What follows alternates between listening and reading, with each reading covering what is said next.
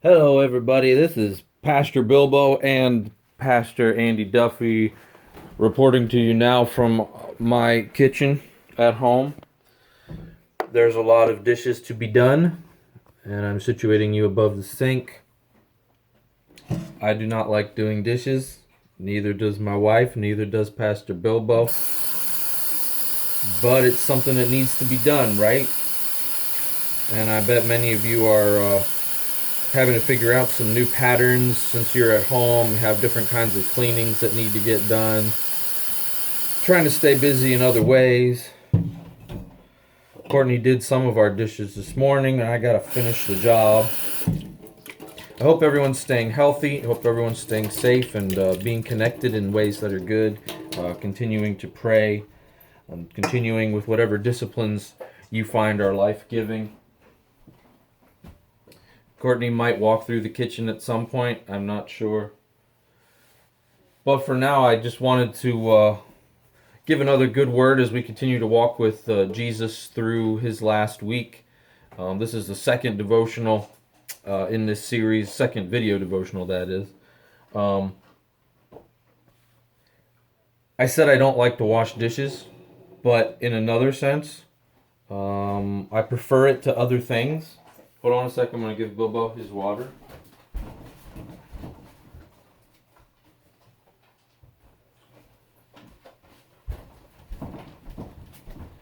Courtney's going to walk through the kitchen now. She's seeing if the pastor can unload the dishwasher. Not yet. The pastor's unable to load the dishwasher yet. But we'll get to that. So, there's a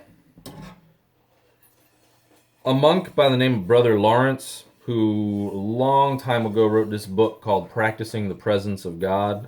Some of you might be familiar with it. Basically, he was a novice level monk in his monastery, and he was assigned kitchen duty and washing dishes for all of these monks, and he hated it. He hated it so much.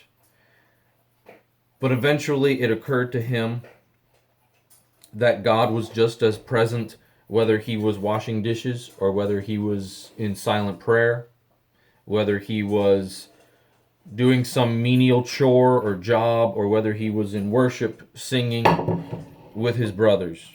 And that's true for us as well. No matter where we are, no matter what we're doing, no matter what time of day or what holds us back from doing what we want to do, God is here with us.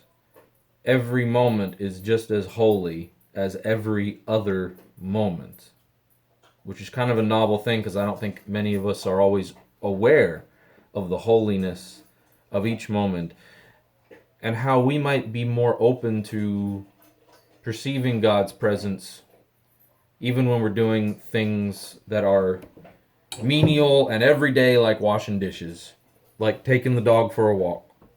God is just as present there as he is when we are in church worshiping, when we're gathered around scripture, when we're praying. It's the same God, and his same presence is with us. As we continue to walk with Jesus through this last week, this all brings to mind Mark 14. I want to read for you that short passage, Mark 14, 12 through 16. It says, "On the first day of the festival of unleavened bread, when it was customary to sacrifice the Passover lamb, Jesus' disciples asked him, 'Where do you want us to go and make preparations for you to eat the Passover?' So he sent two of his disciples, telling them, 'Go into the city, and a man carrying a jar of water will meet you. Follow him. So say to the owner of the house, he enters. The teacher asks, "Where is my guest room, where I may eat the Passover with my disciples?" He will show you a large room upstairs, furnished and ready. Make preparations for us there." The disciples left, went into the city, and found things just as Jesus had told them. So they prepared the Passover. I love this random little vignette story of the disciples figuring out where they're going to eat their meal. Like God has already prepared in some way this meaningful event. Kind of, again, leads some credence to the idea that every moment is holy, even if we're just preparing a meal, even if we're just washing dishes, even if we're cleaning the house. Who's to say what God isn't involved in preparing? I'm also reminded of one verse in Gospel of John that kind of covers this preparation for the Last Supper Passover meal. Gospel of John chapter 13 verse 1 says, "It was just before the Passover festival. Jesus knew that the hour had come for him to leave this world and go to the Father. Having loved his own who were in the world, he loved them to the end." We get a little bit more insight into the state of Jesus' mind as he prepares for this moment. And we've been talking already in this series about how much Jesus knew in advance. This kind of lets us know how he's feeling. There's almost a somber tone, right, as Jesus reflects on the fact that he doesn't have long to spend with his brothers, with his followers, and he wants to spend some time with them. I want to show you what Pastor Bilbo's doing. Hey, Bilbo.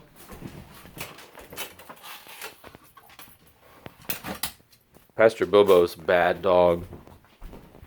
He just got into the trash and took something outside. God bless that little thing. All right, anyway.